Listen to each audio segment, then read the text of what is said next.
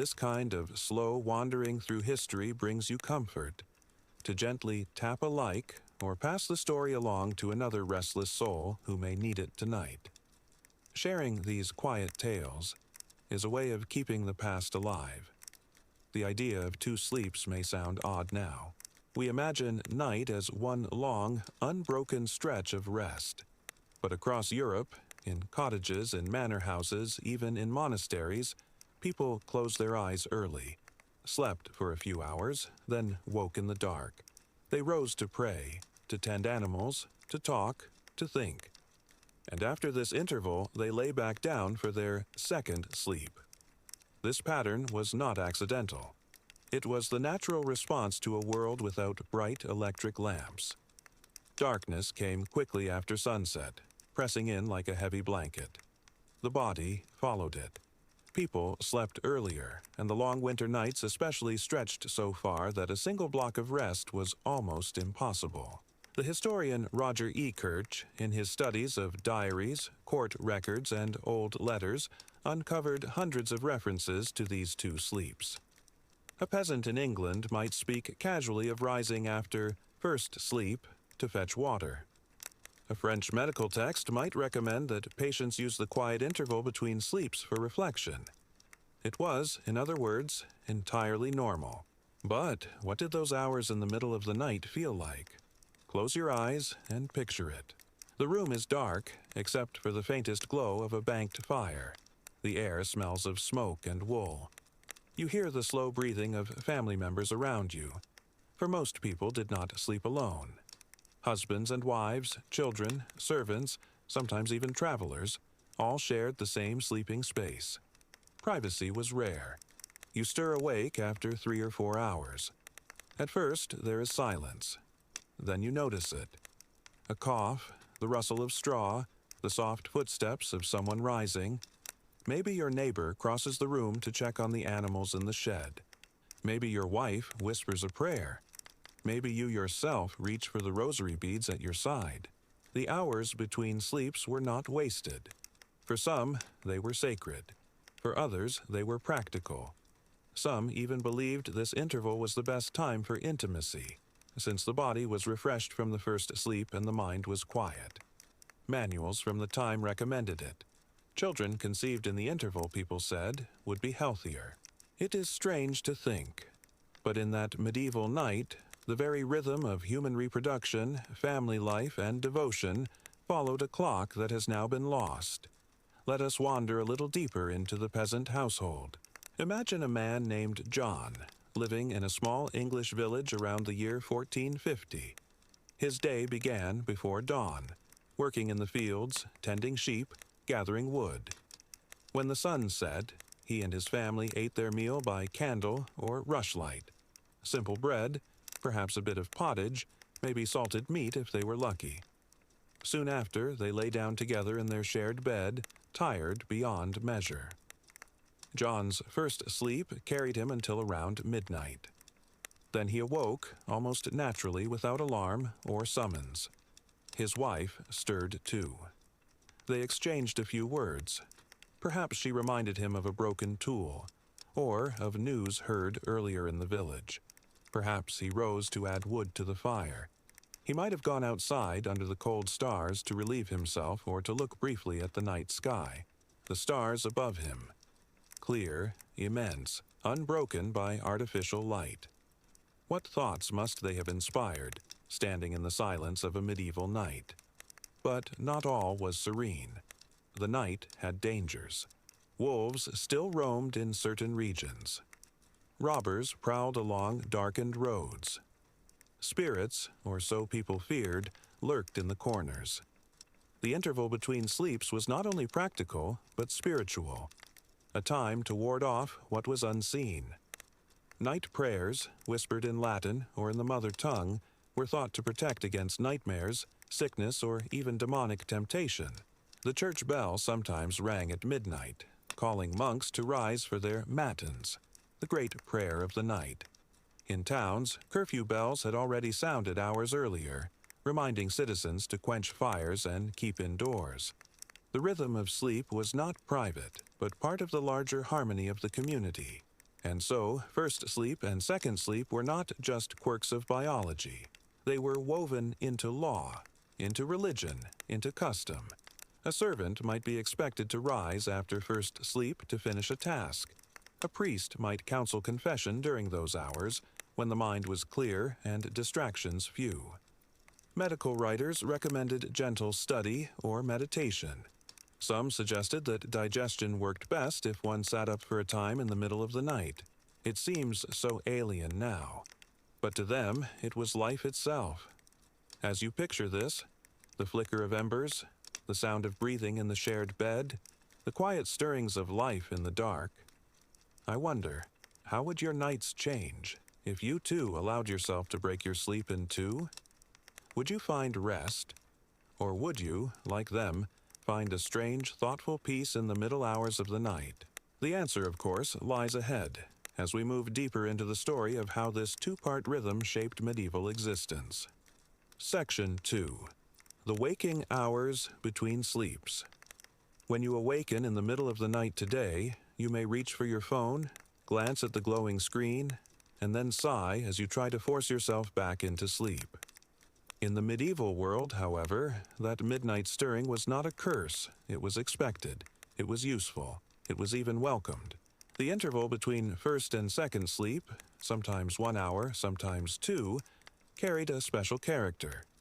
It was both ordinary and extraordinary, a time when daily life mingled with the mysteries of the night. Imagine again the village house. The first sleep has ended. The fire is low. You rise carefully so as not to disturb the children curled beside you.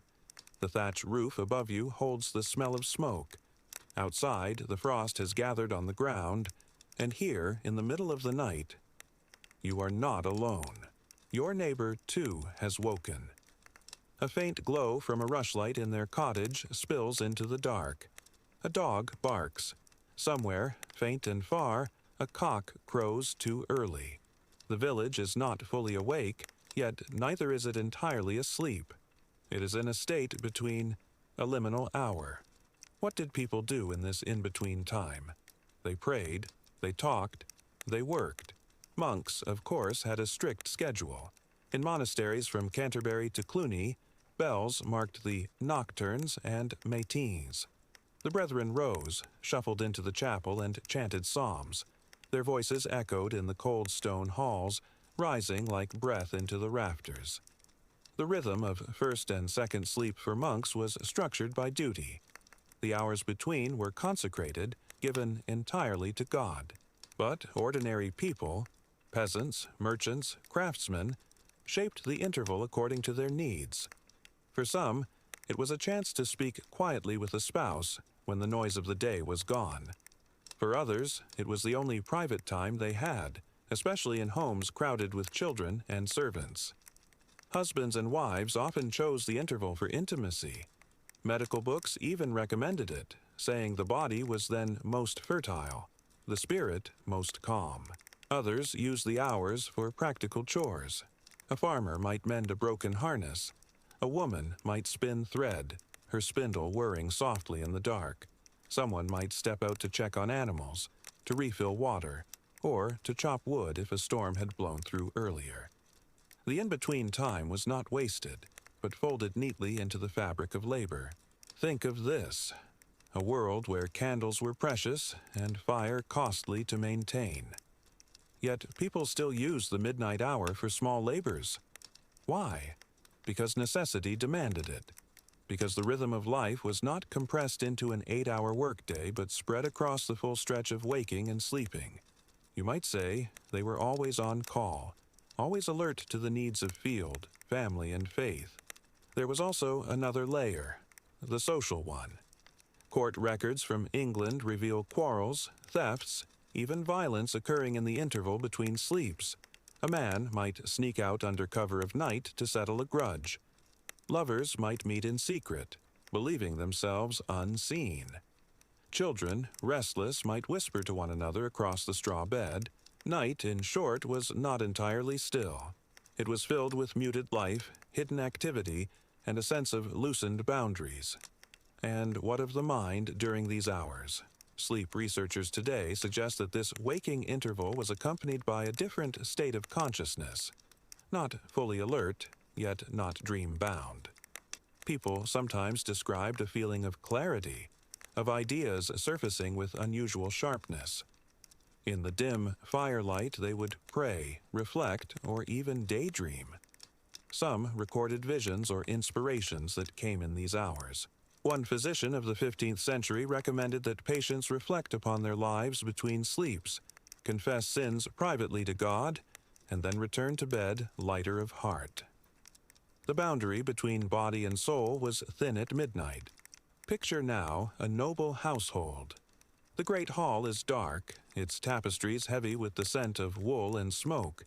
The lord and lady have retired to their chamber, but servants stir even in the small hours. A cook might be preparing dough to rise by morning.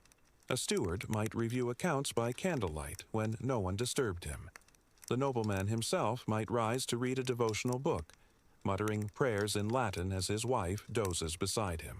Even the wealthy, shielded from the harshest labor, shared the same rhythm. First, sleep, wake, second, sleep. There were medical reasons, too. Medieval physicians, drawing upon Galenic humors, believed that digestion worked best when broken into phases. First sleep allowed the body to process heavy foods from supper. The waking interval gave the stomach time to rest. The second sleep completed the cycle. Too much unbroken sleep, they warned, could cause lethargy of the humors, an imbalance of the body's natural fluids. In this way, science, as they understood it, religion, and custom all reinforced the same pattern. But let us not romanticize too much. For the poor, the interval could be difficult. A peasant woman, rising cold and tired, might find only more chores awaiting her: to mend, to tend, to feed, to soothe a child. The in-between hours might not bring quiet reflection, but simply more labor piled upon labor.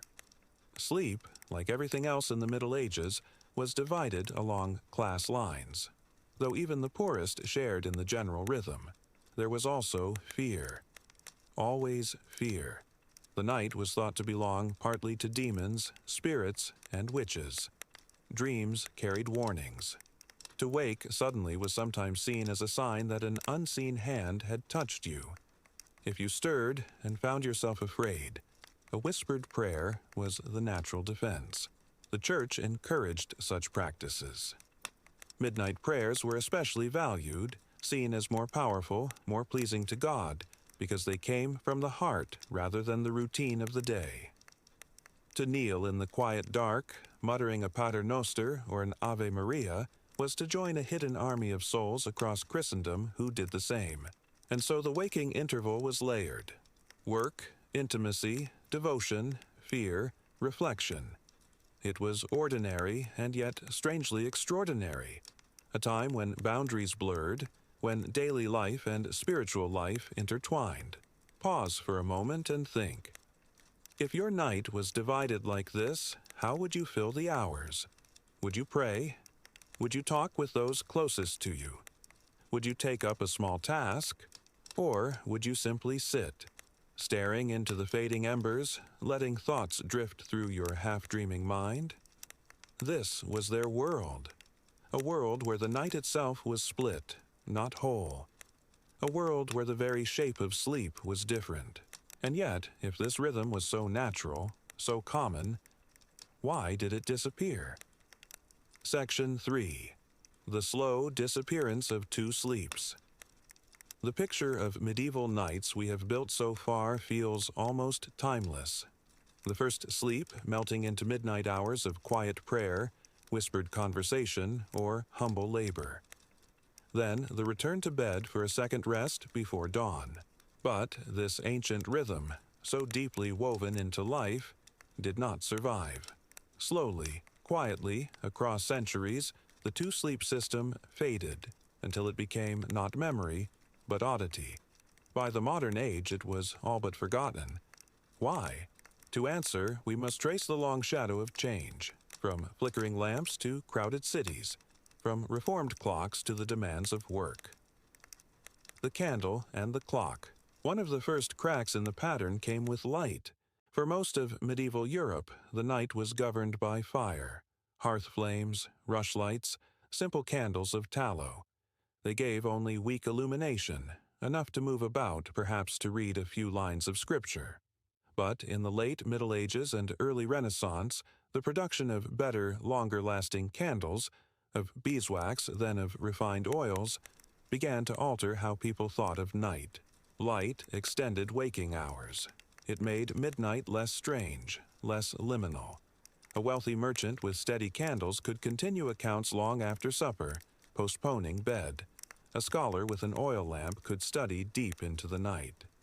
Artificial light pushed back the first sleep, shrinking or eliminating the natural break.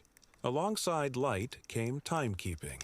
Mechanical clocks spread from monasteries into towns. Bells marked the hours with growing precision.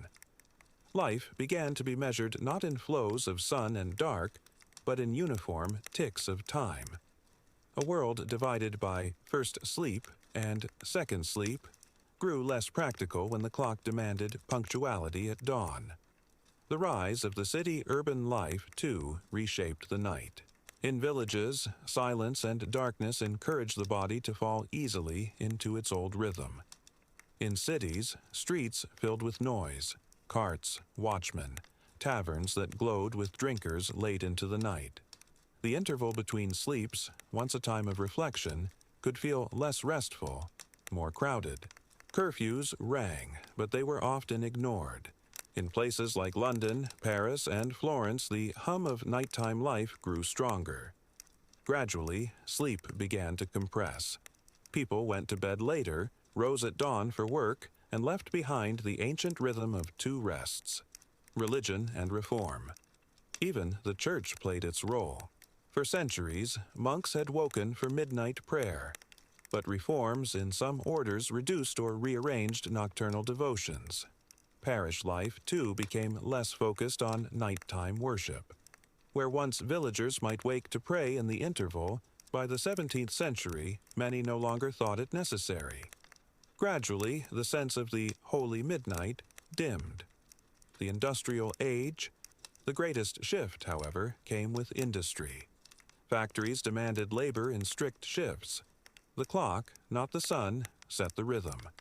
Workers could not afford to rise in the middle of the night, spend 2 hours in reflection, and then return to bed. They needed unbroken rest to endure long, grueling days. Urban lighting expanded. First gas lamps, then electricity. Streets blazed with unnatural brilliance. The deep dark, which once cued the body to divide its sleep, was erased. The long stretches of winter night, which had seemed too vast for one's sleep, became filled with activity, entertainment, and work. By the 19th century, the two-sleep pattern was nearly gone. Writers of the time began to mention it only in passing, as a curious old custom. By the 20th century, it had vanished entirely from memory. What was lost? And yet, in this disappearance, something was left behind. The midnight interval had been more than a biological quirk. It had been a cultural space, a hidden time for prayer, for thought, for intimacy, for quiet labor. Without it, nights became more compressed, more efficient, but also, perhaps, less reflective. Some modern researchers suggest that our common struggles with insomnia may be echoes of this older rhythm. The body, they argue, remembers. When you wake at 2 a.m. and cannot easily fall back asleep, perhaps you are experiencing what was once utterly normal, the space between sleeps. Experiments in forgotten nights. A few modern experiments have tried to revive this pattern. In the 1990s, a researcher named Thomas Vare placed subjects in long, dark environments, 14 hours of darkness each night. At first, they slept heavily, but soon a pattern emerged. They began to fall asleep early, wake after 4 hours, spend 1 or 2 hours in quiet wakefulness, then drift again into second sleep. Their minds in the middle interval were not anxious, but calm. Many described it as meditative. Some experienced vivid dreams or heightened reflection. In other words, When freed from the demands of modern clocks and lights, the human body slipped back into a medieval rhythm, a mirror to our times. So what does this mean for us? Perhaps that the way we sleep today, a single block of 7 or 8 hours crammed between busy evenings and demanding mornings, is not as natural as we think. Perhaps we are out of step with an older rhythm that once felt ordinary. Imagine if, instead of fearing midnight wakefulness, you accepted it as natural. If, rather than tossing restlessly, you rose to light a candle, whispered a thought, prayed, or wrote a line in a journal, and then returned peacefully to second sleep. The medieval world reminds us sleep was once softer, slower, more communal. It was broken, but whole in its own way. And yet, the question lingers. If our bodies truly carry the memory of two sleeps, will the modern world, with its glowing screens, its endless nights of work and entertainment, ever allow us to return to that older rhythm? Or has the silence of the medieval night been lost forever, buried beneath the hum of electric light? Story 2. Candles, curfews, and midnight chores. How people filled the hours between sleeps. Section 1. The quiet business of the night. The curfew bell tolls. Slow and heavy, echoing through the streets of a medieval town. It is evening. The shops have closed. The taverns quiet. Citizens hurry home, urged by law and custom to darken their hearths, quench their candles, and stay inside. And yet, the night is not empty. For in the hours after first sleep, when the world seems hushed, life quietly stirs. People rise from their beds, whisper to one another, light a rush candle, and tend to the little business of the night. Some chores were small, almost invisible, stirring a fire, checking on a baby, patching a torn garment. Others were larger, baking bread, repairing tools, even tending livestock. For the medieval household, nighttime was not always rest. It was an extension of the day, folded into darkness. You and I may think of night as untouchable, a time only for sleep. But in a world without reliable clocks, without electricity, without modern schedules, the hours after first sleep could be strangely productive. The glow of candles. It begins with light. Candles were precious, but they were also necessary. The cheapest, made from tallow, smoked and stank of animal fat. They burned quickly, dripping onto wooden tables, leaving a greasy residue. Only the wealthy could afford beeswax candles, bright, steady, almost clean. Yet, no matter how costly, some light was needed for the midnight interval. Families lit a single candle, or perhaps a rushlight, a reed dipped in animal fat, which burned with an uneven flicker. Its glow was dim, barely enough to illuminate a small circle of work. Children's faces looked ghostly in it. Shadows danced on walls of plaster and timber. The dimness shaped the tasks that could be done. Fine weaving or careful reading was difficult, but mending a garment, spinning thread, kneading dough, these could be done in the gloom. Think of it. A woman, shoulders hunched, guiding wool through her fingers, her spindle making a faint whirring noise in the otherwise silent room. The rest of the family dozes or whispers in the background. Her hands work almost by memory. The candle sputters. The night passes slowly. The curfew bell. Why did people not simply work late into the night?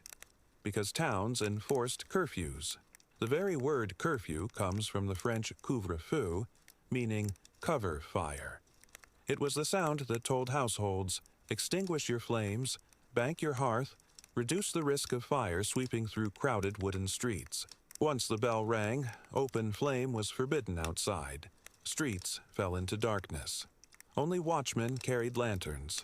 And yet, inside homes, people still tended fires quietly, carefully, ignoring the law when they must. Without fire, food spoiled, families froze, and life itself was imperiled. So, between sleeps, fires were stirred back to life. Ashes brushed aside, coals stoked, logs gently placed. It was often the work of women or servants. Small, constant attention that kept a house alive. Baking and brewing. Some tasks were better suited to night than day. Bread, for instance. Bakers often worked in the small hours, their ovens blazing long before dawn. They rose in the interval between sleeps, kneaded dough, stoked fires, and prepared loaves for morning markets. By sunrise, the town already smelled of warm bread. Brewing, too, a vital craft in an age when water was often unsafe, demanded nighttime labor. Alewives who brewed beer in small household batches tended their mixtures at odd hours, checking the froth, stirring the mash, straining liquid. To let ale sit too long unattended was to risk spoilage. And so, even in the silent dark, you might hear the clink of a wooden ladle against a brewing pot. Animals in the night. For farmers, the night interval often brought responsibility. Cows might need checking, especially during calving season. Sheep could wander from pens, threatened by wolves or thieves. Chickens stirred restlessly, sometimes falling prey to weasels or foxes. So a farmer might rise after first sleep, throw on a cloak, and step into the cold night. His boots sink into mud. His breath rises white in the air. The stars are cold above him. He makes his rounds, quietly, quickly, then returns to bed for second sleep. The labor may sound simple, but it was a matter of survival. One lost cow, one ruined flock, could mean hunger in winter. The intimate hours. Not all midnight chores were about work. Some were about closeness. In many households, the interval between sleeps was considered the best time for marital intimacy. Medieval medical texts recommended it. The body, they said, was rested from the first sleep, digestion complete, humors balanced. Couples themselves may have simply found it convenient. A time when children were deeply asleep, when privacy was greatest, when quiet permitted tenderness. Whispers of laughter, a shifting of straw, the creak of a bed frame. Such sounds, too, were part of the midnight landscape. The watch and the wanderers. And what of the world outside? The watchmen patrolled. They carried lanterns, halberds, or staves, calling out the hours. Their voices echoed in streets otherwise silent. Past midnight, and all is well. Yet not all was well. Some people ignored curfew, slipping through alleys to meet lovers, to gamble in secret, or to commit theft. Records tell of brawls, assaults, even murders in these hours. The court rolls of medieval England are filled with cases of crimes committed after the first sleep. So, while many households used the interval for chores, there was always danger beyond the door. The rhythm of life. All these small tasks, tending fire, baking bread, spinning thread, checking animals, whispering to a spouse, may seem dull, but they shaped life profoundly. The night was not empty. It was full of hidden labor, work that made the day possible. Bread ready for breakfast, wool ready for weaving, ale ready for sale, fire ready for warmth. Without the midnight chores, the fragile structure of medieval survival could not hold. And yet, here is the question. If so much depended on these nighttime hours, if whole rhythms of family, economy, and safety rested upon them, how did people balance this labor with the need for rest? How did they avoid exhaustion when even the night was broken by duties? The answer lies in how communities structured time, how families shared burdens, and how sleep itself was understood.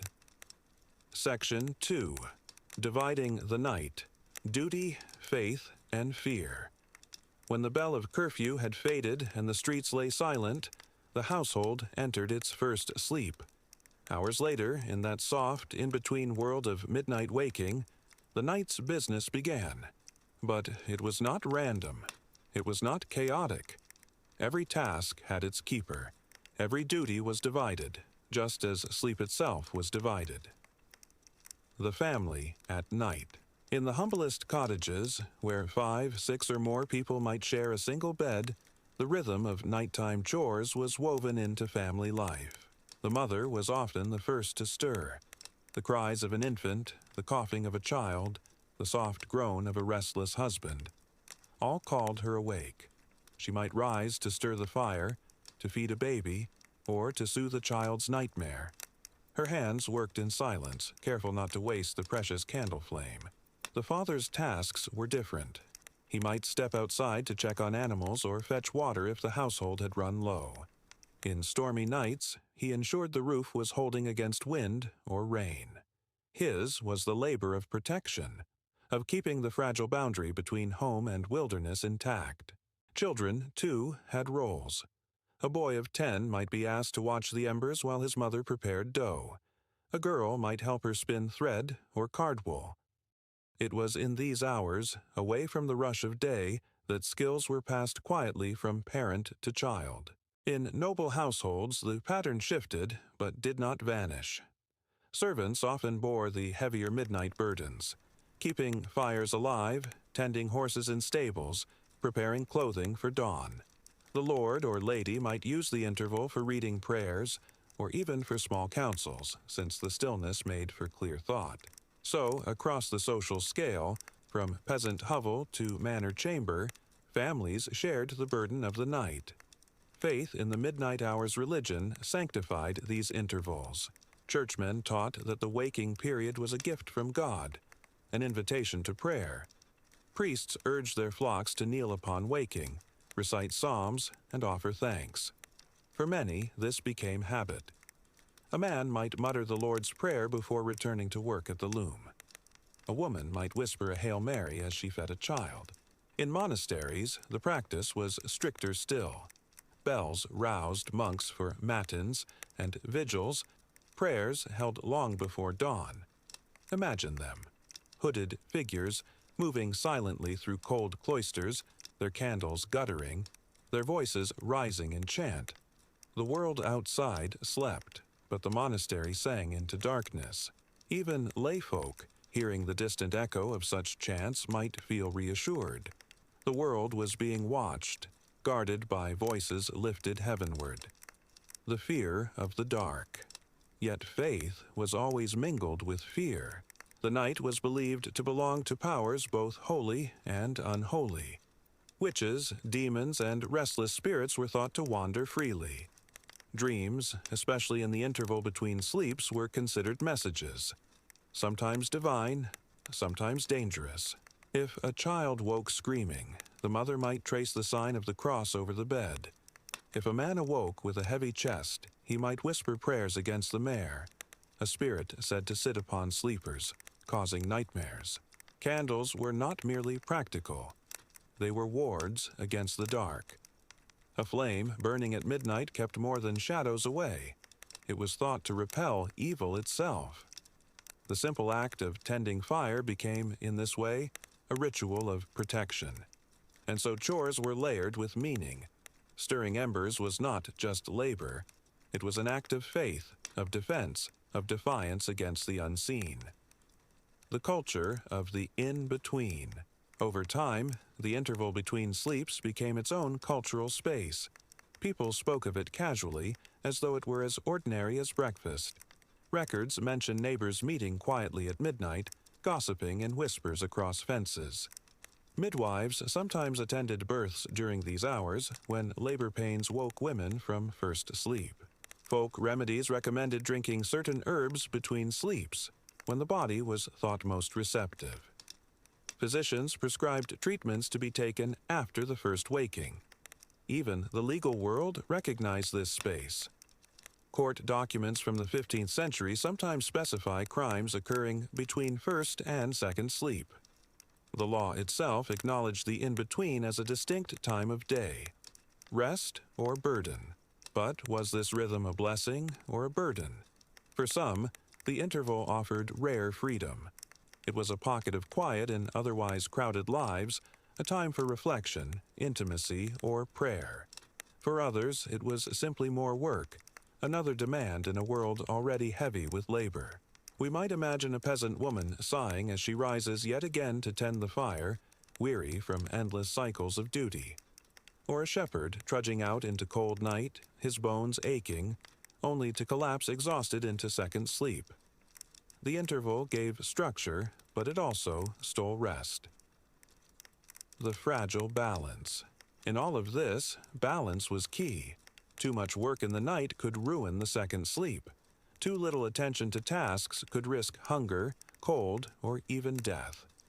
Families learned to pace themselves, to spread burdens, to make the in-between both useful and survivable. And in this fragile balance, the medieval night took its shape. A pattern both practical and spiritual, burdensome and comforting, ordinary and uncanny. Picture it now. The fire glows faintly. A mother hums as she mends a torn shirt. A father returns, stamping snow from his boots. A child watches with heavy eyes, learning without words the duties of the night. Above them, the rafters creak. Outside, the watchman calls. The village is suspended between sleep and waking, between fear and faith, between labor and rest. This was the medieval night, alive, fragile, and strangely full. But here is the lingering question. If these in-between hours were so important, sanctified by faith, essential for labor, bound up in fear and hope alike, how did people experience them emotionally? Did they resent the interruption of sleep? Or did they embrace it as simply the way the world worked? To answer, we must turn not only to chores and duties, but to the feelings of the midnight interval, to diaries, songs, and the quiet whispers of history that reveal how people truly lived those strange, broken nights. Section 3. The Midnight Mind. Intimacy, Memory, and the Legacy of Two Sleeps. The midnight interval was more than a time of labor. It was more than faith or fear. It was, above all, a time of feeling. The quiet of thought. In a world where the daylight hours were consumed by toil, by noise, and by unending demands, the in-between hours gave space for thought. Many medieval people left no diaries, no journals to record their private reflections. Yet traces survive in letters, sermons, and marginal notes scribbled in manuscripts. They reveal something curious. People used these waking hours for contemplation. Some prayed, some simply thought. A French physician writing in the 16th century observed that the mind, waking after the first sleep, was clearest at this time. Ideas came easily, memory felt sharper. He recommended that scholars, poets, and students do their reading in the middle of the night. It is strange to imagine. Not the romantic candlelit scholar of our modern imagination, burning midnight oil through a continuous vigil, but rather a man or woman who slept first, woke naturally, and then opened a book or recited poetry aloud in the hush before second sleep. For the poor, who had no books and little leisure, this time might be used to simply sit in silence. A shepherd's wife, rising to mend clothes, might linger in thought. A plowman, stirring the fire, might brood on debts, harvests, or hopes.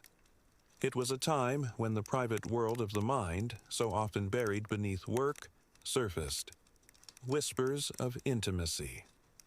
The night also fostered closeness. Medical texts of the period often recommended that couples engage in intimacy after first sleep. Physicians believed the body was more rested, the spirit calmer, the humors balanced. And so the bed, once a place of simple collapse from fatigue, became a site of deliberate reunion in the still hours. Imagine two figures stirring beneath heavy blankets, whispering softly while the world outside lay frozen in silence. The children slept. The neighbors were quiet.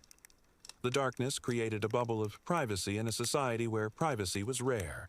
It was in these hours that couples spoke freely, made plans, shared fears, and in some cases conceived children.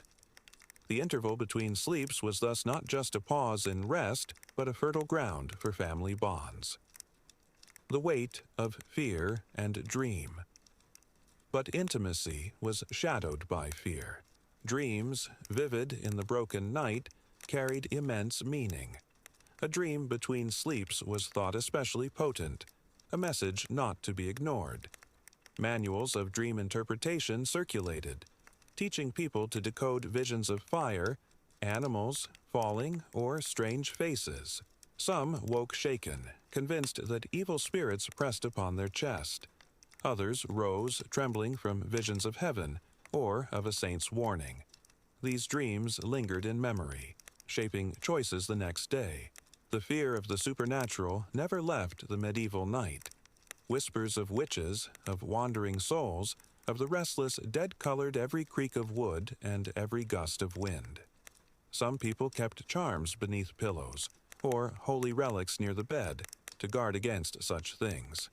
And so the interval was never simply peaceful, it was charged with intimacy, yes, but also with unease. Communal echoes. Even outside the family, the midnight hours left their mark on community. Songs were composed about the night watchman's call, about lovers meeting secretly in the dark, about neighbors exchanging whispers across narrow lanes. Ballads spoke of moonlit encounters, of spirits heard but unseen, of the odd quietness that wrapped villages between sleeps. The law, too, absorbed this rhythm. Courts described crimes by these intervals: thefts carried out after first sleep, assaults committed before second sleep. Midnight was a recognized borderland, not a vague middle, but a marked territory of time. Communities even adjusted festivals and rituals to it. Certain prayers were scheduled between sleeps, certain healing herbs were best gathered by moonlight, certain stories were only told in those hours. The midnight pause was not marginal. It was central. The gradual vanishing. But this rhythm did not last forever. By the 17th century, in towns with growing commerce, candles became cheaper, streets gained lamps, and people began staying awake longer into the evening. Coffee arrived in Europe, urging minds toward alertness. Slowly, the old division blurred. Merchants worked later. Writers and printers stretched their hours. The first sleep pushed further back. The second sleep grew shorter, sometimes vanished altogether. By the time of the Industrial Revolution, with its strict schedules and bright gas lights, the very memory of segmented sleep faded. People began to think of it as natural to rest in a single, unbroken block. The strange rhythm of two sleeps slipped quietly into history. The legacy we carry. And yet, traces remain. Even today, many wake in the night naturally without knowing why. They stir, they check the clock, they sigh, believing it a flaw, a disorder. But what if it is not?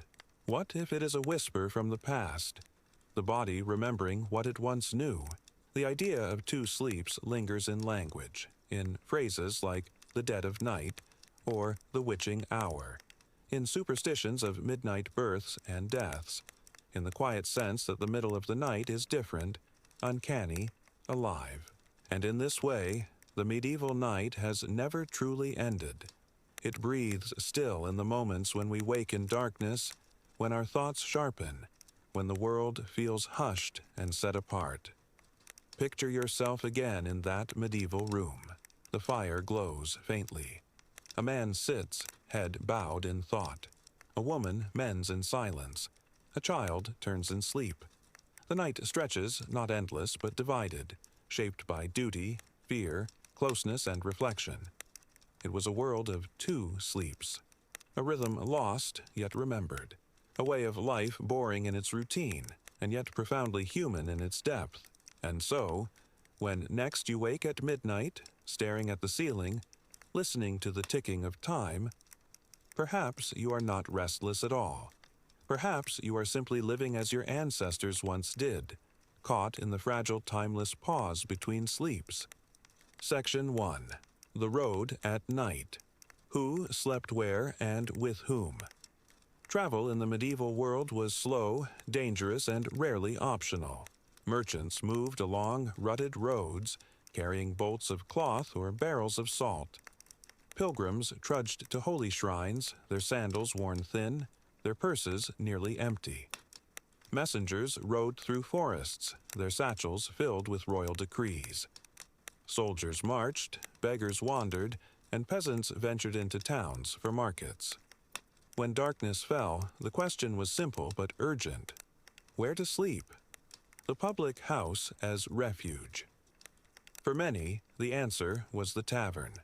These establishments were not inns in the modern sense, with private rooms, clean sheets, and polite staff. They were often ordinary homes that had thrown open their doors to travelers, offering space, ale, and sometimes straw on the floor. The alehouse was the center of village life.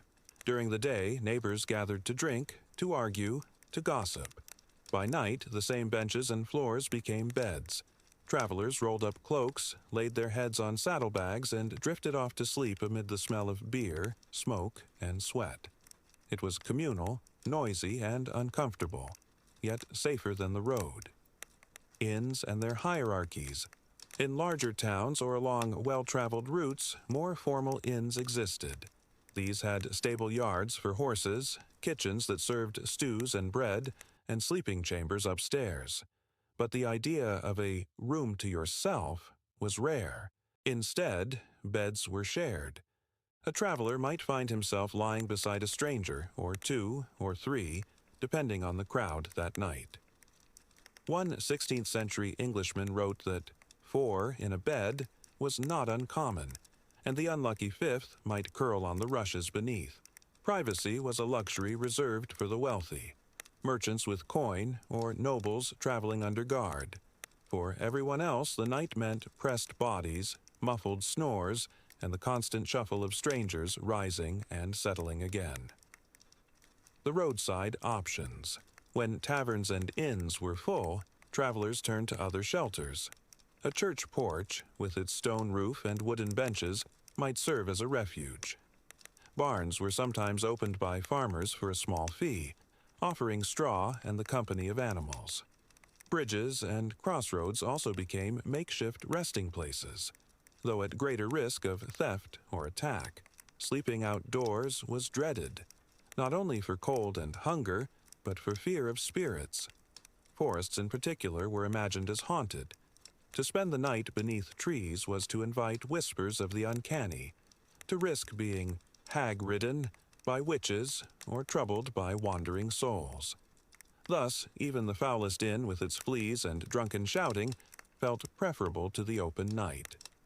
The texture of the inn, night. What was it like, then, to pass the night in such a place? Imagine stepping into the low doorway, ducking beneath beams darkened by smoke. The room smells of stale ale, damp clothing, wet dogs. A fire burns in the hearth, casting flickers of light. Travelers slump at tables, some still drinking, some already nodding in drowsy half-sleep. You lay out your cloak on the floor, or climb a narrow ladder to the chamber above. The boards creak underfoot. You squeeze into a bed already occupied, offering a muttered greeting to the stranger at your side. He may be a merchant, or a pilgrim, or a man whose name you will never know. The night passes in fragments, snores, coughs, the shifting weight of bodies. At times, laughter bursts from below as drinkers linger late.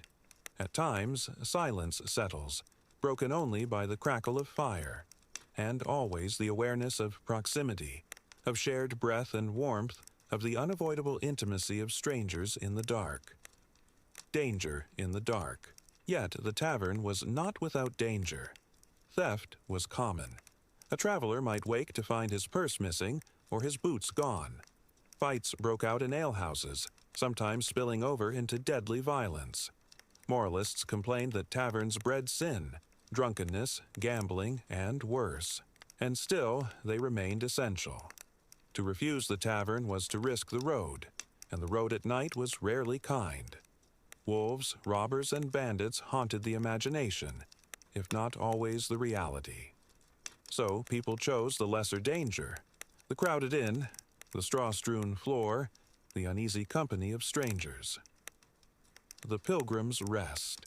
Particularly vivid are the accounts of pilgrims.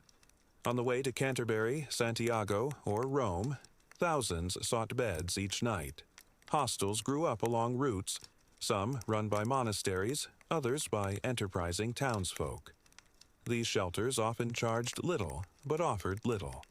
A hard bench, a thin blanket, the murmured prayers of companions. And yet, for pilgrims, the hardship was part of the journey. To sleep poorly was to imitate Christ, to embrace humility.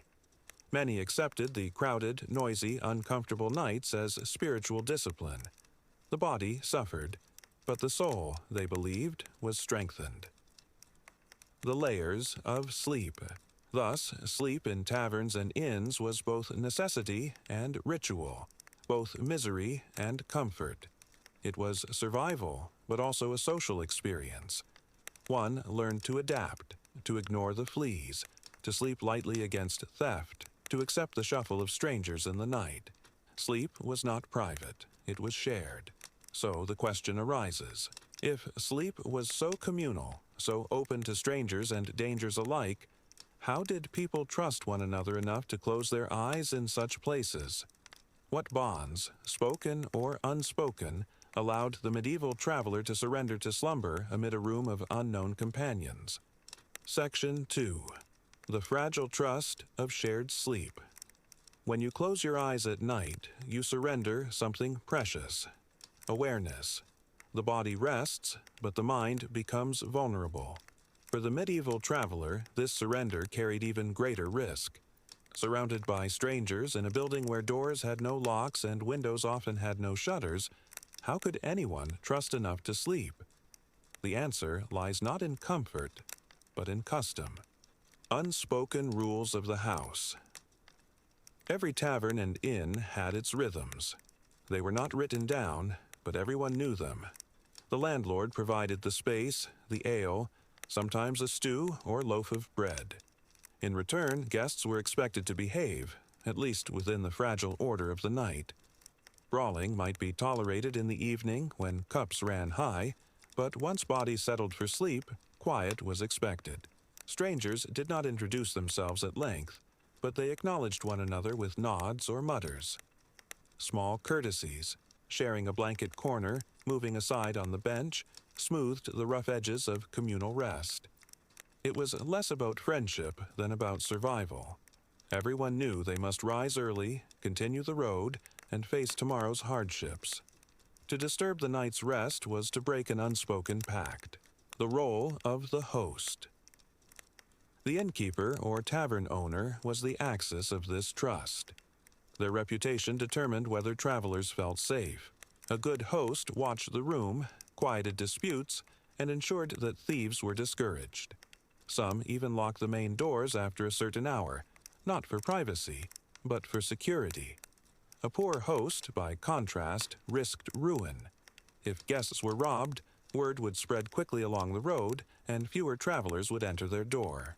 Thus, reputation became a kind of currency. A trusted host was worth as much as a soft bed. The bonds of shared hardship.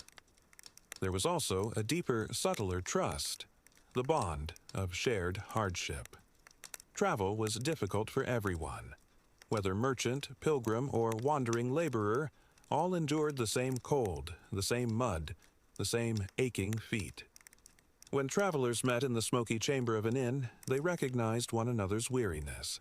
This recognition bred tolerance. A snore was forgiven, because tomorrow you might snore yourself.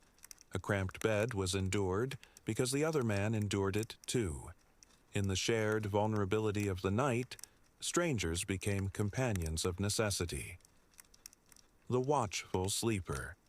But trust was never absolute. Many slept lightly, one eye half open. Cloaks were wrapped tightly, purses hidden beneath bodies, boots tied close at hand. Dogs, if travelers had them, were kept near as both warmth and alarm. Some households even hired a watcher for the night, particularly in larger inns where many wealthy guests gathered. This person, often a servant of the innkeeper, sat awake by the fire, ready to quell disturbances or sound the alarm. Thus, sleep was layered. Part rest, part vigilance, part acceptance of risk. Strangers in the bed. The sharing of beds required its own set of customs. When 2 or 3 strangers lay side by side, the rule was simple. Respect the space, however small. To turn one's back was polite. To sprawl or press too close was an offense. and yet intimacy was unavoidable. The warmth of bodies was practical. In a drafty room, it could mean the difference between comfort and chill. Travelers learned to accept the closeness, to breathe in unison with those they did not know. Occasionally, tensions flared.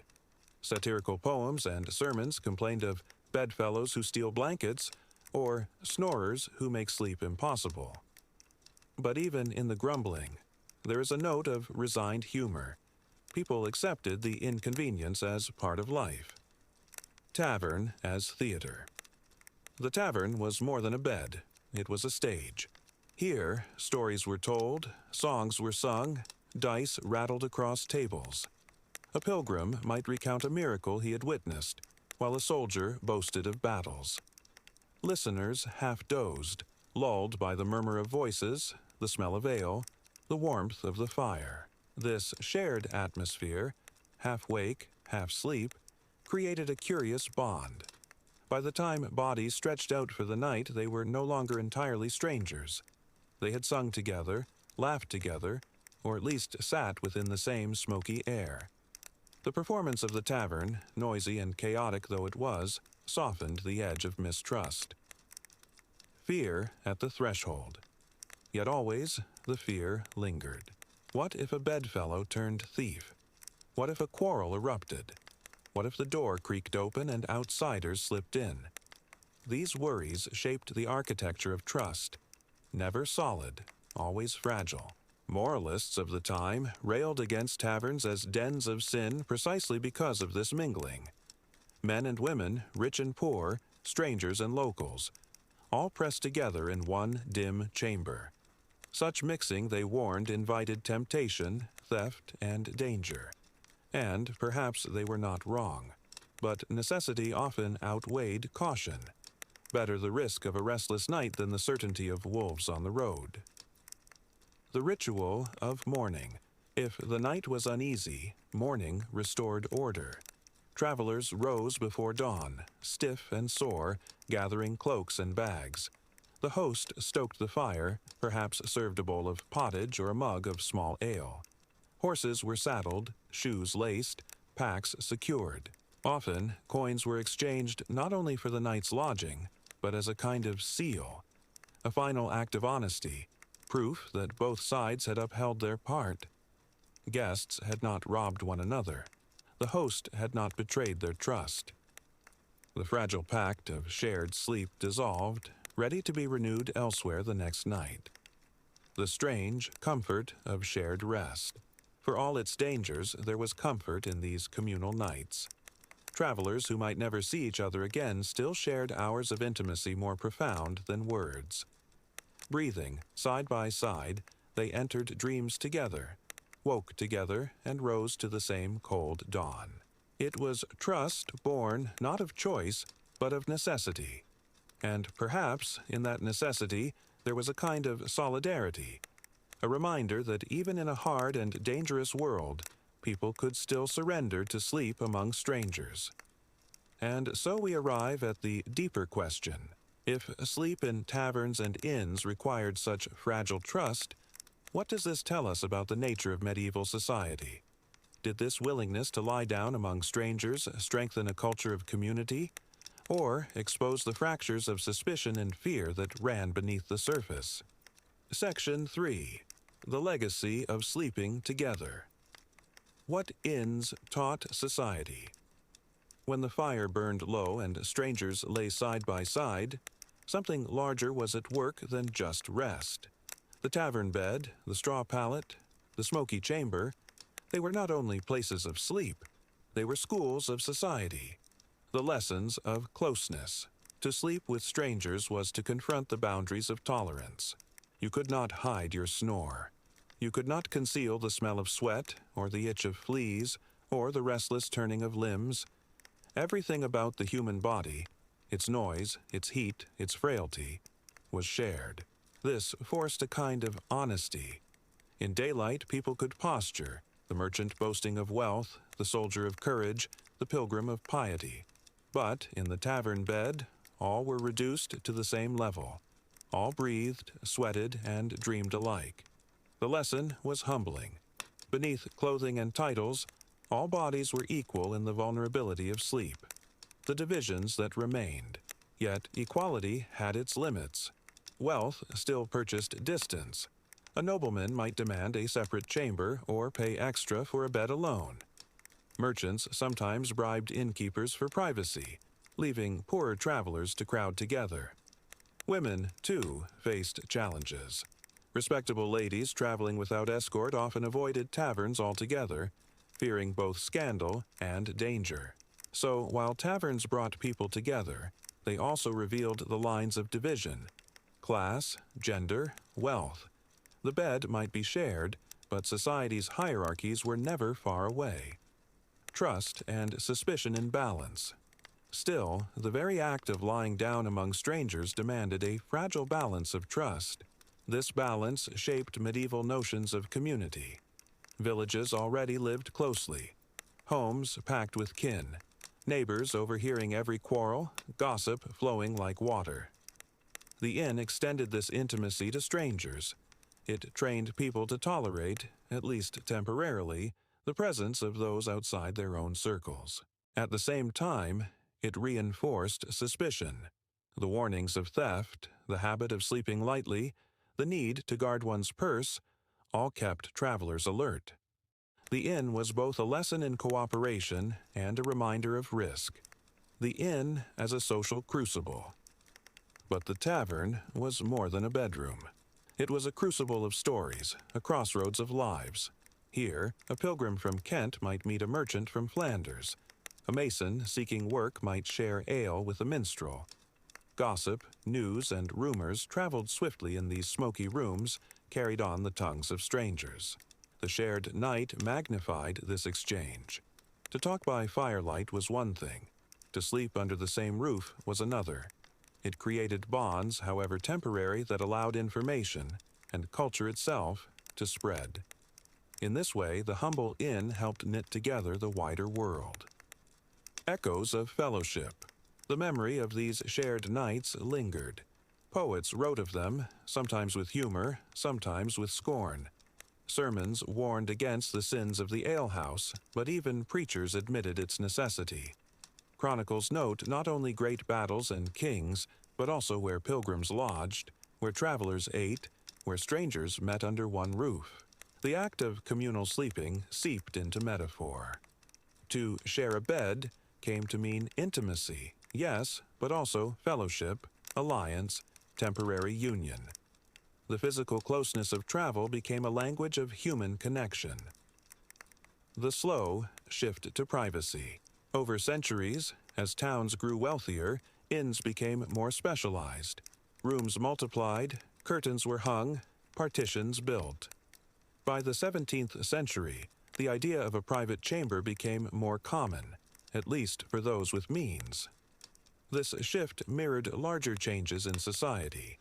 The rise of individualism, the value placed on privacy, the desire to draw boundaries between self and stranger, and with it, the memory of shared beds and straw-strewn floors slowly faded. To sleep alone became not only a preference, but an expectation. Yet the echoes of the old world remained. What remains today? Even now, the spirit of the medieval inn survives in certain places. Hostels, with their shared dormitories, echo the old arrangements. Soldiers in barracks, pilgrims on long trails, refugees in shelters, all still sleep side by side, learning again the fragile balance of trust. And when travelers tell stories of that noisy roommate, or the stranger who snored all night, they unknowingly echo complaints written centuries before. The human experience of shared sleep, both frustrating and oddly comforting, has never entirely disappeared. The deeper reflection. Perhaps the most curious legacy is not architectural, nor even social, but emotional. The medieval inn taught people to live with discomfort, to accept inconvenience, to recognize their own vulnerability mirrored in others. It was a nightly reminder that safety and rest were not solitary achievements, but communal ones. Even today, in a world of hotel bookings and locked doors, the memory of this truth lingers faintly. When we hear footsteps in a hallway at night, or the muffled cough of a neighbor through thin walls, we glimpse the old world of shared nights. So picture it one last time: a smoky tavern, a floor strewn with straw, a bed crowded with weary travelers. A dog sighs by the hearth. Somewhere in the darkness, a stranger turns in sleep. This was the medieval inn: crude, crowded, necessary, and profoundly human. And yet, one wonders, as society shifted toward privacy and solitude, what was lost? Did the disappearance of shared sleep mean the loss of a certain fellowship? A closeness born not of choice, but of necessity? Or was it simply the natural evolution of comfort, a step toward the modern world of locked doors and quiet nights? Story 4. Marking the Hours, Time, Bells, and the Night Watch. Section 1. Living Without Clocks, How Medieval People Measured Night. Close your eyes for a moment and imagine a world without glowing screens, without ticking hands of a wristwatch, without the gentle buzz of an alarm set for the morning. In medieval Europe, such devices did not exist. Time, especially the time of night, was not a constant hum in the background. It was a mystery, elusive and fluid. For most people, the hours after sunset were a blur. Yet life did not stop with the dark. Cattle needed checking. Bakers rose to knead dough. Monks stirred in their cloisters, rising to chant prayers at set intervals. And travelers, lying in a tavern bed, wondered how long it was until dawn. So how did medieval people know the hour, when they could not see the sun? The fluidity of medieval time. The first thing to understand is that medieval time was not the same as modern time. Today, we measure it with precision: 60 minutes in every hour, 60 seconds in every minute, each one equal in length. But for most of the Middle Ages, time was uneven. The hours of daylight were divided into 12 parts, which meant that summer hours were long and winter hours were short. Night, too, was divided, but again unequally depending on the season. For a peasant, this did not matter much. The rhythm of life was marked not by a clock, but by nature itself: the crowing of roosters, the fading of light, the tilt of stars across the sky. The precise number of minutes was irrelevant. What mattered was when it was time to milk the cows, to break bread, to rest, or to rise. The sound of bells. Yet for monasteries, towns, and cities, some order was required, and here the bell tower became the heartbeat of the night. Monks divided their days and nights with prayers known as the canonical hours. These were moments set aside every few hours to chant psalms, light candles, and sing into the darkness. Matins, lauds, vespers, each name belonged to a specific time, though that time shifted with the season. To mark these hours, bells were rung. Their sound drifted across fields and valleys, telling not just the monks, but also farmers and travelers, roughly where they stood in the night. A single bell could wake an entire village, reminding it that time was passing even in the deep hours. For the common folk, the tolling bell was both comfort and interruption. It was a reminder that while they slept, the world of God and prayer was still moving, steady and eternal. Candles as clocks.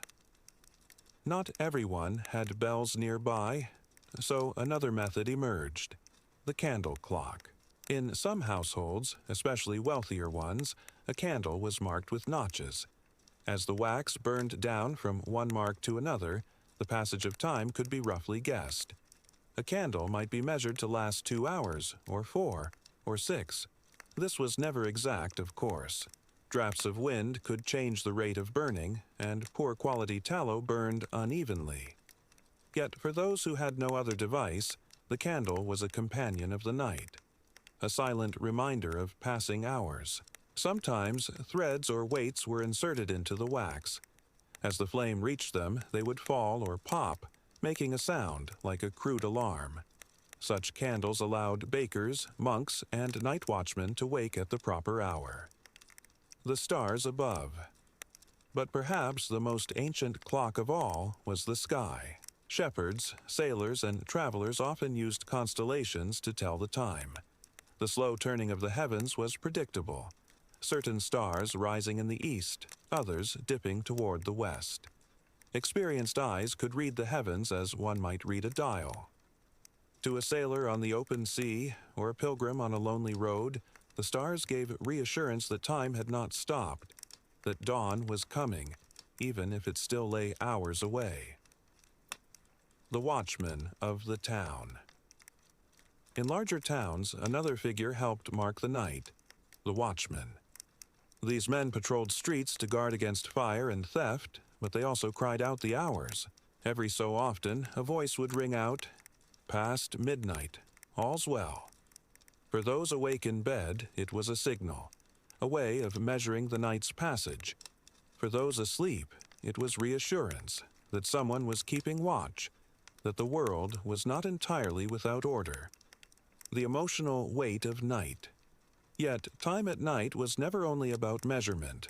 It was also about feeling. Darkness made hours stretch. A single, sleepless night could feel endless. For the fearful, the sick, the lonely traveler, the widow listening to creaks in the rafters, time at night was heavy, thick, almost unbearable.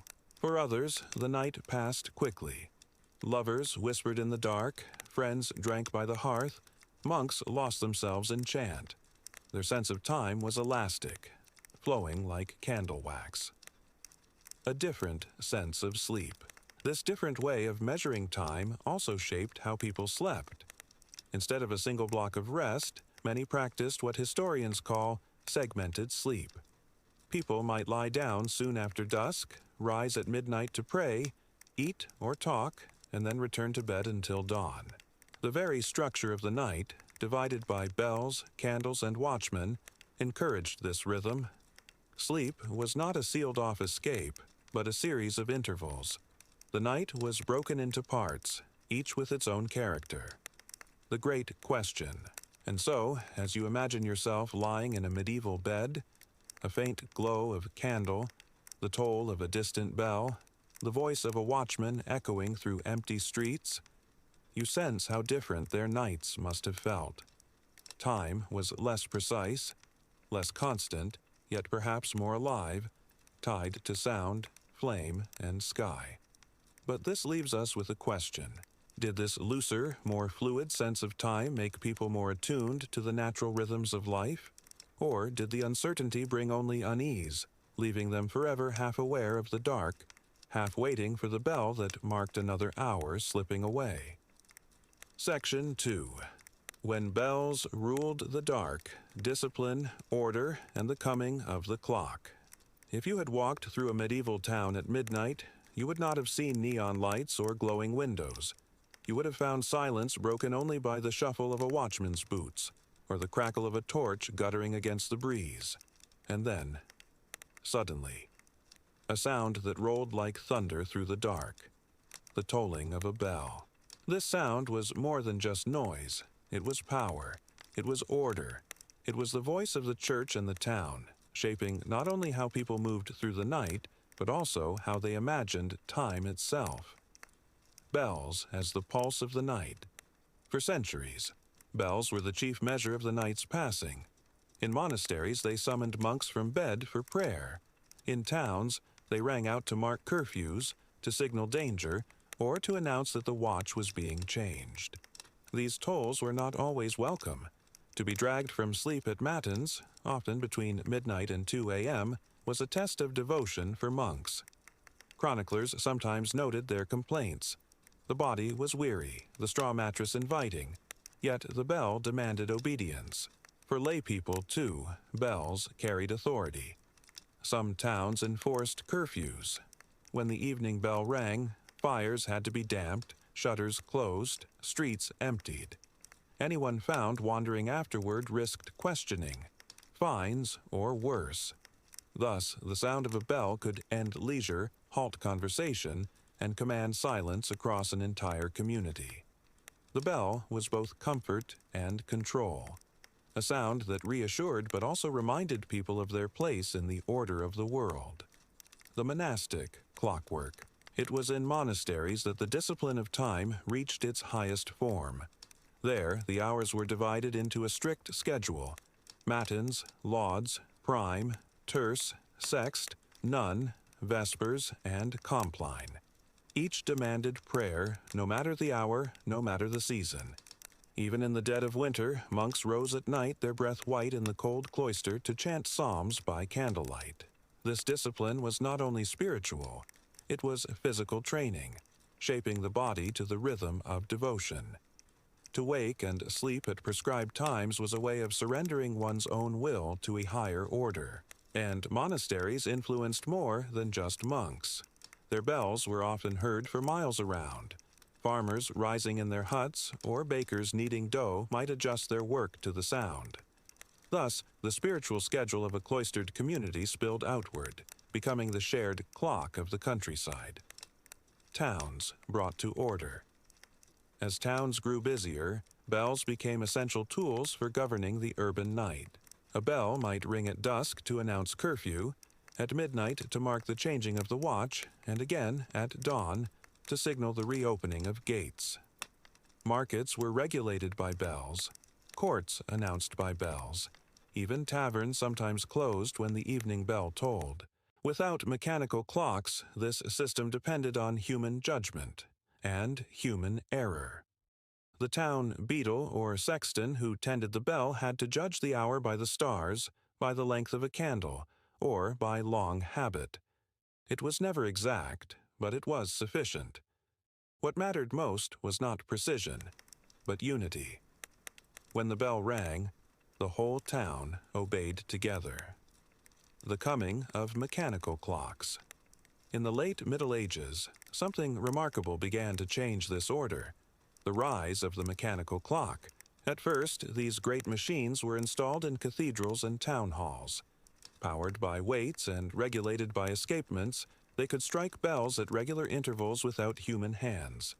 For the first time, hours were made equal, reliable, and unchanging. The impact was profound. No longer did a candle's draught or a sexton's error determine the toll. Now, time itself seemed to march with iron certainty. Monks who once rose at approximate hours could be summoned with precision. Townsfolk began to divide their days into regular segments. Slowly, the old, fluid rhythms of seasonal hours gave way to something sharper, more mechanical. The night, too, was reshaped. Bells could now mark the quarter hours. Watchmen could cry out in unison with the strike. Work and rest began to be measured with a new regularity.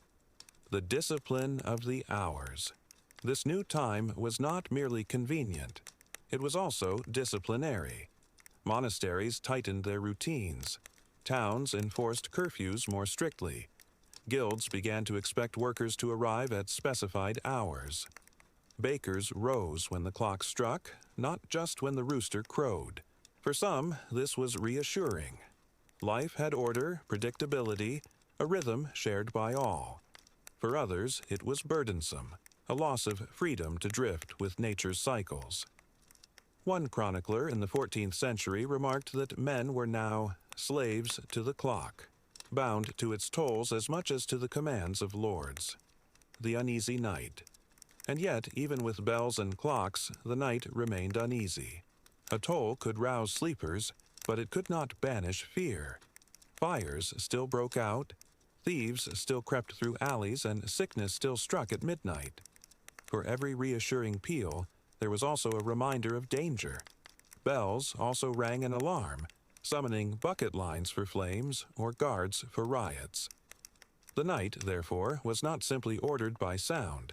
It was haunted by it. A sudden bell at the wrong hour could mean disaster, sending people rushing half-dressed into the street. Thus, the medieval ear learned to distinguish not only the passing of hours, but also the moods of bells: calm, urgent, warning, or celebratory. What bells did to sleep. For ordinary people, this constant tolling shaped the very texture of rest. Segmented sleep was encouraged. One went to bed early, rose when the bells called monks to matins, and returned to bed until lauds or dawn. Even those not bound by religious duty found their slumber punctuated by sound. The night was never fully silent. It was a patchwork of waking and resting, of half-heard tolls drifting through timbered walls, of distant voices calling the hour.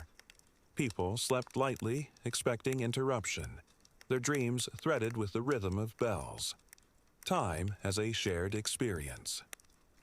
Perhaps most striking of all was the communal nature of time. Today, time is individual. Each of us sets alarms, wears watches, checks phones. But in the Middle Ages, time was collective. A single bell served hundreds, sometimes thousands. Everyone in earshot lived by the same tolls, whether they wished to or not. This meant that time was not only measured, it was shared. The bell that ended a feast for nobles also sent peasants to bed. The toll that woke monks in their cloister also stirred bakers in their ovens. In this way, bells stitched together a community, binding diverse lives to the same rhythm. The Great Transformation.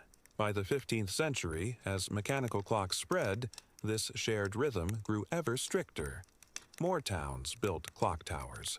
More monasteries adjusted their prayers to precise hours. The very idea of wasting time became thinkable, for time now had measurable value. And so, what began with bells and candle clocks slowly evolved into a new way of living, one where hours marched evenly, unyielding, no longer bending to the seasons. But here lies a question to carry with you into the next part of the story. Did this new discipline of time bring people closer to harmony, binding society together in shared rhythm? Or did it begin the long process of alienation, pulling people away from natural cycles of light and dark toward a mechanical life governed by iron gears and the strike of bells? Section 3. The Legacy of the Bell. How Medieval Nights Shaped Modern Time. Imagine yourself standing in a medieval town square at dawn. The great bell has just rung, echoing off stone walls, scattering pigeons into the sky. Bakers pull fresh loaves from ovens. Farmers drive carts through gates. Monks gather for lauds in the cloister. The town has awakened. Not because each person checked a watch or phone, but because a single sound united them all. It is strange to think. But this communal experience of time, born of bells and candles, still lingers in our lives today. From shared to personal time. Over centuries, the shared rhythm of bells slowly gave way to the personal rhythms of clocks. In the 15th and 16th centuries, mechanical clocks moved from town towers into private homes. Wealthy merchants hung them in halls. Later, smaller portable versions appeared. By the 17th century, pocket watches allowed individuals to carry time with them. What had once been collective, everyone hearing the same bell at the same moment, became private. Each person could measure, plan, and guard their own hours. This shift changed not only daily schedules but also how people thought of themselves. Time was no longer simply lived through, it was owned, counted, even spent. The clock and discipline. As clocks spread, discipline grew sharper. Armies drilled to precise hours. Universities began lectures at fixed times. Merchants kept ledgers of transactions down to the minute. By the 18th century, industrial workshops demanded workers to arrive and leave at exact times. The bell that once called monks to prayer now had descendants in the factory whistle and the school bell. What had begun in medieval cloisters became the heartbeat of modern society. And sleep, too, changed under this influence. Instead of segmented intervals shaped by bells and darkness, the new world of regular hours encouraged longer, more consolidated rest, though still interrupted by work, duty, and the occasional midnight alarm. The disappearance of silence. Another legacy of the medieval bell is the absence of silence. For medieval people, the toll of bells was woven into daily and nightly life. Even in sleep, they expected interruption. A curfew, a watchman's cry, the matin summons. Rest was porous, fragile, shared with the soundscape of the town. Today, though we may imagine ourselves free from this, we are surrounded by new bells, alarm clocks, notifications, ringtones, pings. The medieval toll has not vanished. It has multiplied, miniaturized, moved into our pockets and onto our nightstands. We still live by bells, only now they are digital. What was lost? And yet, in gaining precision, something was lost. The medieval person lived by rhythms tied to nature, the length of days and nights, the rising of stars, the waxing of candles. Time was flexible, soft-edged, shifting with the seasons. Today, our time is uniform, the same 60 minutes, whether in summer light or winter dark. Some find this comforting. Others feel estranged, as though cut off from the cycles that once guided human sleep and waking. Time, power, and control. Another inheritance is the use of time as a tool of control. In monasteries, bells disciplined the body for prayer. In towns, they enforced curfew and order. Later, in factories, clocks disciplined labor. And today, time continues to govern us. Schedules, deadlines, shift work, school periods. What began as a way to unite communities has become a way to regulate individuals. Whether through bells in the square or the silent vibration of a phone, time remains a command. Echoes in sleep. Even our sleep carries the echo of this medieval structuring. Segmented sleep, once natural, encouraged by bells and watchmen, lingers in the restless hours many still experience at night. Studies suggest that waking at midnight, lying awake for a time, then returning to rest, may be more natural than our modern expectation of an unbroken 8 hours. In this sense, the medieval world whispers through our dreams. And when we wake to alarms, when our nights are interrupted by outside sounds, we are reenacting, in miniature, the same restless pattern that monks and townsfolk knew centuries ago. The bell as memory. The bell itself remains a symbol of time's passage. Church bells still toll in many towns. School bells still divide lessons. New Year's bells mark midnight across the globe. Even funeral tolls, the slow, somber ringing of a single bell, recall the medieval tradition of marking not only the hours of the day, but also the hours of life itself. Time is not only counted by minutes, it is felt in sound. Looking back to the night watch. And if you close your eyes, you can almost hear the medieval night once again. A candle guttering in the draught. A bell echoing from a distant tower. A watchman calling into the stillness. Past midnight, and all's well. That world of uneven hours, of shared rhythms, of nights both comforting and anxious. It is not gone. It survives, reshaped, in the way we still measure and feel the passing of darkness. The reflection. The medieval structuring of night reminds us of something we rarely consider.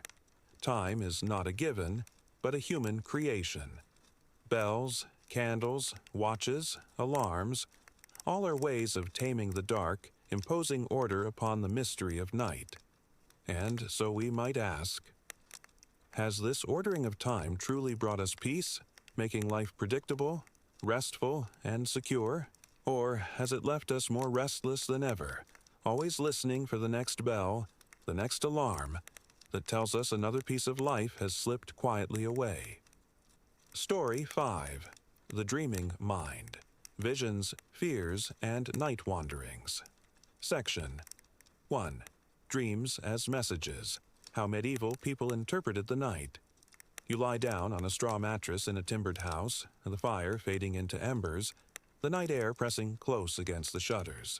Sleep comes slowly, carrying you deeper and deeper into silence. And then, a dream. In our world today, dreams are often dismissed as tricks of the mind. Strange, sometimes unsettling, but rarely more than private illusions. Yet in the Middle Ages, dreams were far more than curiosities. They were messages. They could come from God, from angels, from the devil, or from the restless stirrings of the body. They mattered. The ancient roots of medieval dreams. Medieval thought about dreams drew heavily on ancient sources. The writings of Aristotle and Galen, philosophers and physicians, suggested that dreams reflected the workings of the body, especially digestion. A heavy meal of beans, onions, or cheese might produce visions that were bizarre, feverish, or frightening. At the same time, the Bible gave dreams a sacred dimension. Joseph dreamed of his brothers bowing down to him. Daniel interpreted the dreams of kings. An angel warned Joseph to take Mary and the infant Jesus into Egypt. These stories convinced many that dreams were not only natural, but also potentially divine. Thus, medieval people inherited two strands of thought: dreams as products of the body, and dreams as whispers from beyond. Navigating between them became a nightly puzzle. The four humors and the dreaming body physicians explained dreams through the theory of humors, the idea that the body was governed by four fluids: blood, phlegm, yellow bile, and black bile. If too much phlegm cooled the body, dreams might be sluggish, watery, or heavy. If bile was dominant, dreams could be fiery, violent, full of battles and arguments. Melancholy, linked with black bile, was said to bring dark, sorrowful visions. People sometimes kept dream manuals, little books that explained what certain images meant.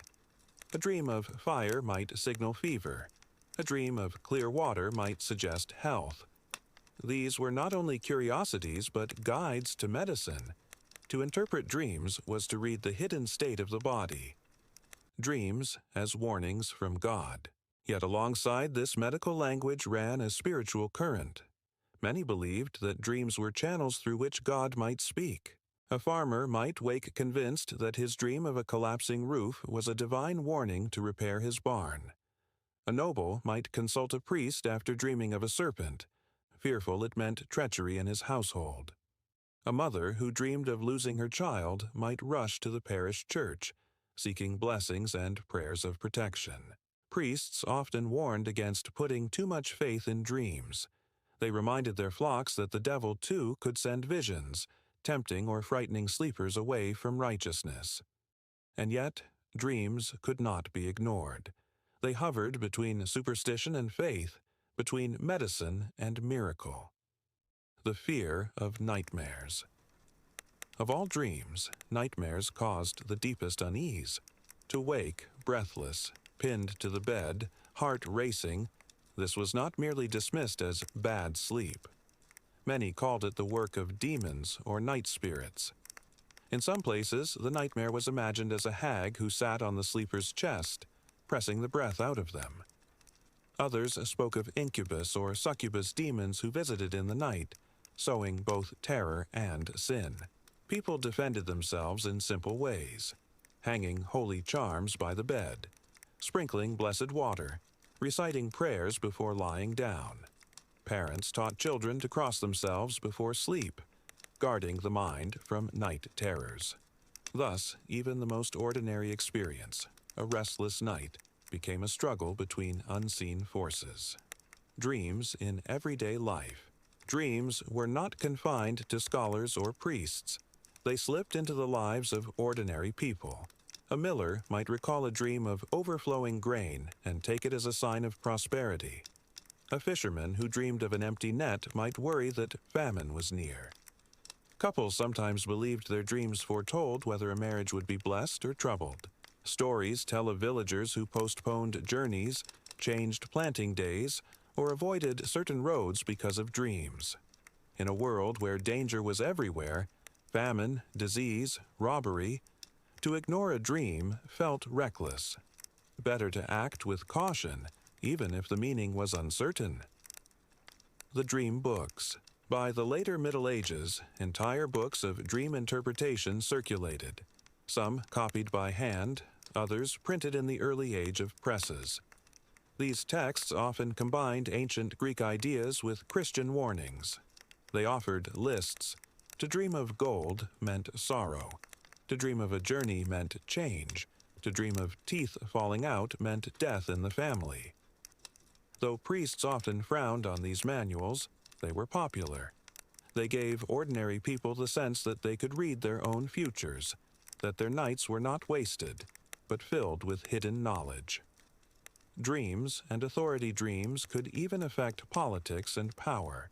Kings sometimes consulted confessors or astrologers to interpret troubling visions. Chroniclers recorded dreams that seemed to foreshadow great events: a battle lost, a ruler slain, a kingdom betrayed. These stories were often told after the fact, making the dream appear prophetic, a way of proving that history had been guided all along by divine will.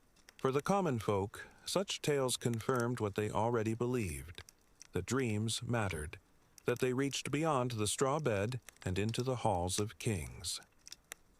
The restless question.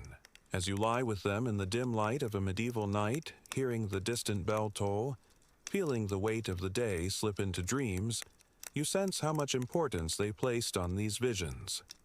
They were not private illusions, but threads in the great fabric of life, threads of health, faith, fear, and fate. But here a question lingers in the quiet. Were dreams truly voices from beyond, shaping choices and warning of dangers? Or were they simply mirrors of the body and mind, echoes of food, fears, and desires, dressed in symbols that people longed to believe carried deeper meaning? Section 2. The Terror of the Night. Nightmares, Demons, and the Fragile Peace of Sleep. The medieval night was never silent. Even as shutters closed and fires burned low, there was always the creak of timber, the scratching of mice, the howl of wind through a crack in the wall. For people who lived without electric lamps or comforting streetlights, darkness itself felt alive. And in that darkness, sleep was not always rest. It was a passage into a realm where terrors seemed close, physical, pressing down on the chest. You know the sensation, perhaps. The sudden inability to move, the weight on your ribs, the sense of being watched. Today, we call it sleep paralysis. In the Middle Ages, people gave it names filled with dread. The mare that rides the sleeper. In England and Northern Europe, nightmares were explained as the work of the Mara, a malevolent spirit, sometimes thought of as a witch, sometimes as a ghostly creature who sat upon the chest of the sleeping person and squeezed out their breath. From this belief comes the very word nightmare. People would wake trembling, sure they had been visited. They might swear they saw a shadow leave the room or heard a whisper fade into silence. And once such a story was told, it spread quickly, for nearly everyone had experienced something similar. A merchant traveling the roads might share how the mare rode him in an inn, leaving him weak the next day. A shepherd might insist the mare visited his hut, pressing so hard on his chest that he feared he would never breathe again. Incubi and succubi, demons of desire. Alongside the idea of the nightmare spirit came darker figures, the incubus and succubus. Churchmen warned that these were demons who preyed on sleepers, tempting them with sinful dreams. The incubus was said to lie upon women, the succubus to seduce men. Both fed on weakness and desire, blurring the line between physical sensation and dream. For the faithful, these tales explained the troubling nature of some dreams, those charged with passion or shame. Instead of admitting that the body itself created such images, it was easier and perhaps safer to blame a demon. To fall asleep was to risk temptation. To dream was to risk sin. Priests urged confession, warning that unrepented dreams could stain the soul as surely as deeds. Imagine lying awake after such a night, guilt heavy on the heart, repeating prayers to keep the demons away. The hag and the witch. In some villages, the fear of night terrors attached itself not only to spirits, but to neighbors. Old women living alone, healers who knew herbs, widows who survived in poverty, these figures often became suspects. If a man woke breathless and believed a woman had bewitched him in the night, accusations could begin. Even the simple complaint, "She came to me in my sleep," carried weight in an age where unseen forces were believed to roam freely. Witches, it was said, could ride sleepers, draining their strength, leaving them pale and listless in the morning. Thus, nightmares were not only personal fears, they could become social dangers, unraveling trust within a village. Rituals of protection. To defend against these nightly attacks, medieval people developed countless rituals. Prayer before bed was considered essential. The Paternoster and Ave Maria were whispered, asking God to guard the night. Holy water sprinkled on the bed or around the room was thought to keep demons from crossing the threshold. Amulets were tied above cradles, a cross, a sprig of rue, or a small relic. Mothers especially feared that infants were vulnerable, their souls easy prey for spirits of the night. Charms and spells blended Christian and older folk practices.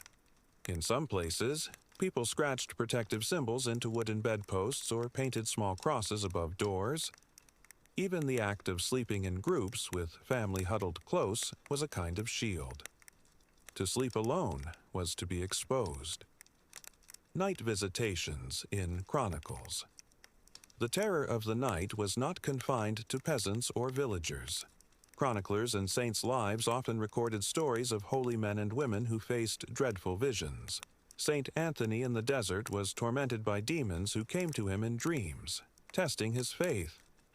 Monks in cloisters wrote of nights filled with devilish assaults, clawing shapes, or seductive figures. These accounts served as warnings, teaching that even the holiest could be tested. To endure nightmares, then, was sometimes seen as a mark of spiritual struggle. A monk who resisted the incubus became a model of virtue, proving his strength against temptation. The thin boundary between dream and reality. What made these night fears so powerful was how real they felt. A woman, waking from a nightmare, might swear she had seen her dead husband standing by the bed, cold hand reaching for hers. A soldier might insist he felt the claws of a demon tearing at his side. These experiences blurred the line between vision and reality, between dream and waking. And without modern science to explain sleep paralysis, hypnagogic hallucinations, or the strange surges of the nervous system, the medieval mind filled the gap with spirits, witches, and demons. Nightmares, as omens nightmares, were not always seen only as attacks. They could also be omens. To dream of being crushed or choked might be read as a sign of illness, a warning of fever or plague. To dream of fire consuming the house might drive a family to rebuild their roof before winter storms. Even the most terrifying dream could carry meaning, if one was willing to listen. But this meaning was slippery, never certain.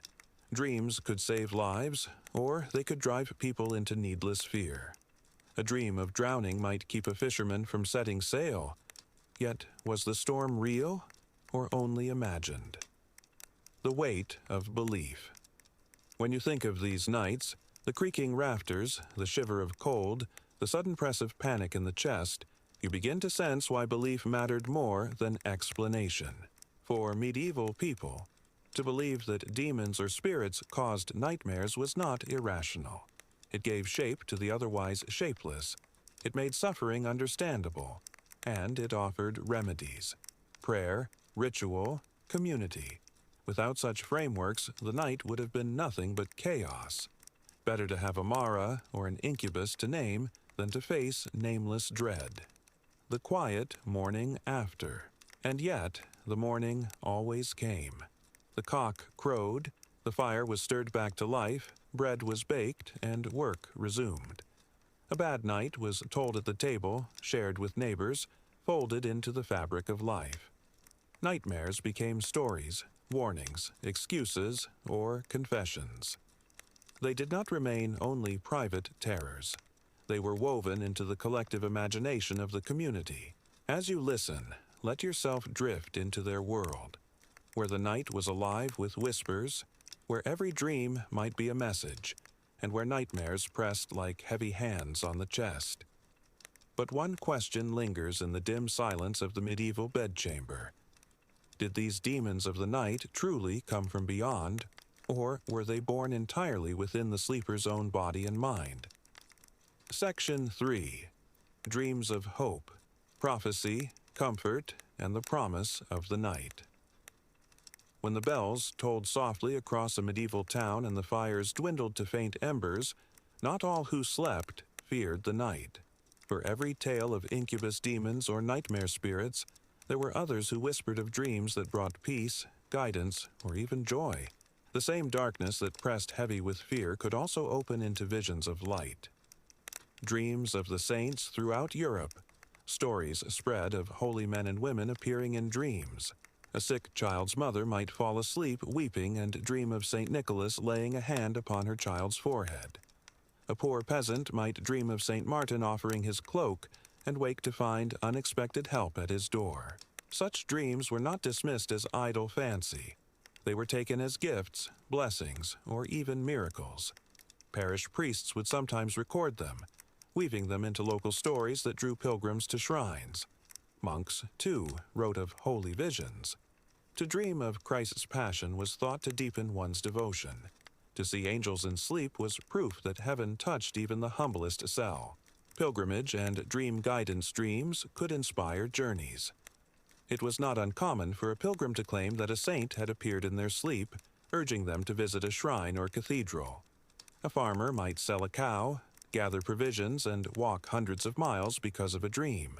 To modern eyes, such choices might seem rash.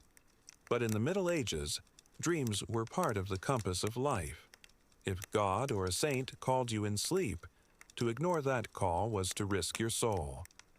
Pilgrimage routes, therefore, were not only traveled by those seeking penance or healing, but by those who had been stirred in dreams. Dreams of the dead. Another gentle but haunting thread was the belief that the dead could return in dreams. A widow might dream of her husband speaking tender words, reassuring her that he was safe in the afterlife. Parents sometimes told of children lost to plague appearing in dreams, smiling, clothed in light as though to ease their grief. These encounters blurred the boundary between mourning and comfort. They gave shape to the unbearable. The thought that death was not an end, but a passage. Priests advised caution, warning that not every vision was trustworthy. Yet many ordinary people clung to such dreams, treasuring them as the only contact left with those they had loved. Prophetic dreams. Dreams that seemed to foretell the future held special fascination. Chroniclers loved to record them. The emperor who dreamed of his own defeat before battle, the bishop who foresaw a fire in his cathedral, the peasant who predicted a storm. These stories were often polished and retold, sometimes only after the fact to prove that history had been written in advance by divine hand. But prophecy was not only the domain of kings and bishops. Ordinary folk believed, too, that their dreams might whisper of tomorrow. A woman might dream of ripe fields and believe the harvest would be plentiful. A shepherd might see wolves in his sleep and prepare his flock more carefully. The line between superstition and faith was thin, but the sense remained strong. The night was not empty. It carried hints of what was to come. Dream books of hope. Not all dream manuals spoke of death or danger. Many included signs of happiness. To dream of green fields meant fertility and health. To see birds in flight suggested freedom, escape from troubles. To dream of a feast foretold abundance, perhaps even reconciliation with an enemy. Such interpretations gave people something to cling to. A dream of beauty or light became a promise. To wake with such a vision was to rise with renewed strength, even if life by day was hard. Dreams as rest and escape. For the poor, whose waking hours were filled with labor, dreams could also serve as a kind of quiet escape. A servant who toiled in kitchens might dream of sitting at a table as a guest, not a worker. A peasant who lived on coarse bread might dream of sweet fruits or rich meats. Though such dreams could sting with longing, they also offered a fleeting taste of another world. In this sense, dreams softened reality. They did not only warn or terrify, they could soothe, distract, or give comfort where life gave little. Night as a sacred time. The medieval night was layered with meaning. Bells rang for midnight prayers, monks kept vigil in candlelit choirs, and sleepers drifted into visions that felt as though they belonged to something larger. To dream, then, was not simply a private matter. It was part of the rhythm of the sacred day. Just as sunrise called for prayer and labor, the night called for rest, reflection, and sometimes revelation. From fear to faith. When we look back now, it is easy to see the fears, the nightmares, the demons, the witch-haunted darkness. But woven through those fears was also hope. The same night that held the Mara pressing on the chest could also bring the saint who healed. The same sleep that opened to demonic temptation could also reveal angels in radiant robes. For medieval people, both were real. Both belonged to the mysterious territory of the night. The quiet reflection. And so, as you settle into the imagined straw mattress beside them, hearing the creak of rafters, the sigh of wind, you understand why they paid such attention to dreams. Night was a time of vulnerability, yes, but also of possibility. A farmer, a widow, a pilgrim, a monk, all might close their eyes and receive something beyond themselves, a warning, a comfort, a prophecy, or a vision of light. And as the cock crowed and the day began again, they carried those dreams with them, weaving them into choices, prayers, and hopes. So the question that lingers as this chapter closes is not whether dreams were true or false. That mattered less than we imagine. The deeper question is, what did dreams allow medieval people to see about themselves, their world, and their faith, that waking life alone could never reveal?